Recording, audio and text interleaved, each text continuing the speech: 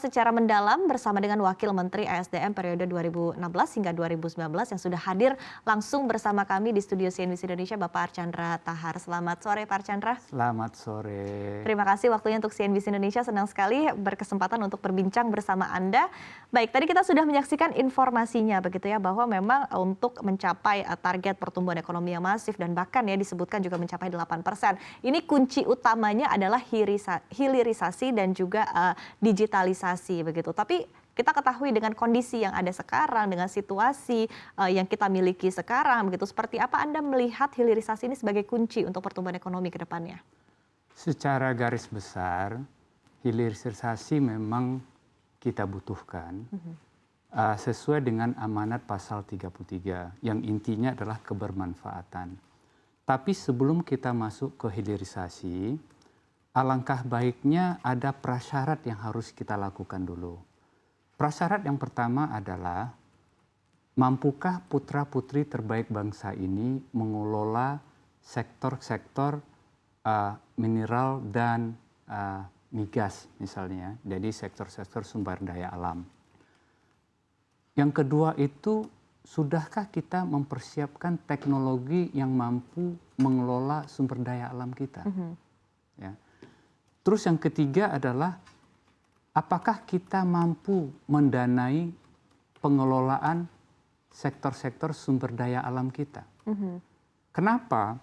Kalau kita tidak mempersiapkan putra-putri terbaik kita mengelola sumber daya alam kita, maka asing yang akan mengelola sumber daya alam tersebut. Nah sekarang apakah asing boleh nggak? Boleh.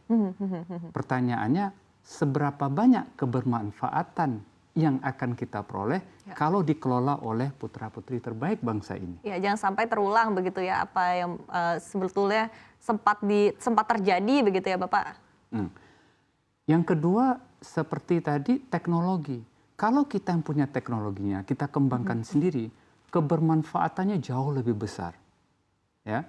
Yang ketiga, urusan keuangan. Mampu nggak kita bahwa tambang itu atau sektor migas kita dikelola dengan pendanaan dalam negeri.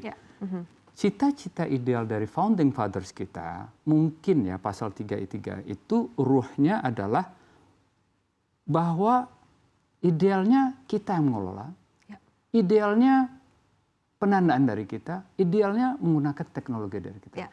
Setelah tiga itu kita laksanakan, maka hasil dari pengelolaan itu kalau bisa sebesar-besarnya digunakan untuk kebutuhan dalam negeri. Dan disitulah fungsi hilirisasi. Baik. Setelah tiga hal kita lakukan, kemudian kita lakukan hilirisasi, di saat hilirisasi itulah nilai tambahnya semakin membesar. Baik, baik. Nah pertanyaannya sekarang, adakah gap antara cita-cita ideal dari pasal 33 tersebut dengan apa yang kejadian sekarang? Apakah kita boleh nggak berpendapat mungkin ada gap di situ? Gap antara sumber daya manusia yang dicita-citakan dengan yang ada sekarang. Gap dari sisi teknologi apa yang dicita-citakan dengan apa yang ada sekarang. Gap dari sisi finansial apa yang ada sekarang dan apa yang dicita-citakan. Nah, kalau bisa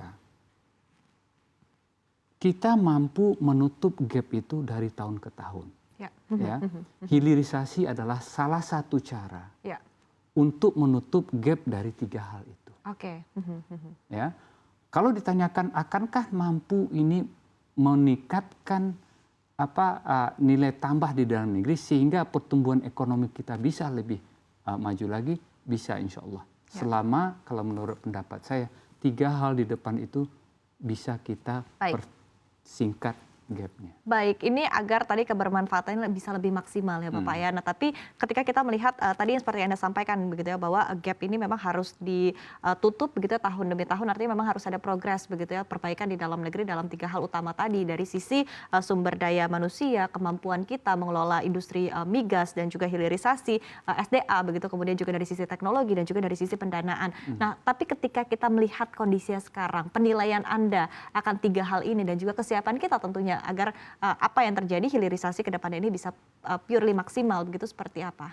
Jujur kita harus punya strategi yang kita desain sesuai dengan kebutuhan kita.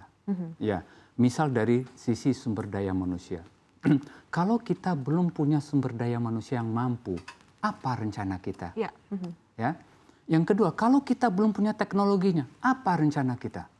Nah, salah satu cara bagi kalau kita mau belajar ke negara lain, sumber daya manusia bisa misalnya, ya siapa yang bisa, siapa yang mampu kita undang. Please help us, bantu kita.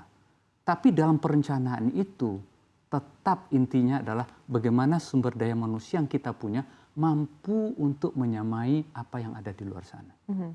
Teknologi juga sama. Itu bukan membalikkan telapak tangan, tiba-tiba kita mampu untuk mengelolanya. Tidak. Ya. Itu perlu perencanaan. Ya. Apakah serta-merta teknologi, transfer of technology itu serta-merta bisa dilaksanakan? Tidak. Ya. Kita harus berusaha membuat rencana itu agar teknologi itu bisa masuk. Ya. Dan kita bisa dan mampu untuk menguasainya. Ya. Financial contohnya. Ya. Kalau untuk oil and gas misalnya, ya, kita ngebor di laut dalam, satu bor di 2.000 meter dengan kedalaman reservoir 10.000 meter, 10 kilo misalnya, itu butuh 250 juta, satu well, satu sumur. Kalau kita butuh 1 billion, $1 billion kita bor, nggak ketemu hilang. Ya. Mampu nggak? Ya? Ya. Local bank kita, dengan resiko yang sebesar Ya. itu, $1 billion misalnya, ini sangat ekstrim ya. Ya. Dan tiba-tiba tidak menghasilkan apa-apa. Ya. Maka kita membutuhkan, memang kita undang ya para pelaku industri ini yang mengerti akan resiko ini, tentu dengan perencanaan juga. Ya. Bagaimana kita merencanakan kalau akan kita undang pelaku-pelaku industri yang sangat mumpuni ini, dia mau datang dan mau berbagi risiko terhadap pengelolaan sumber daya alam.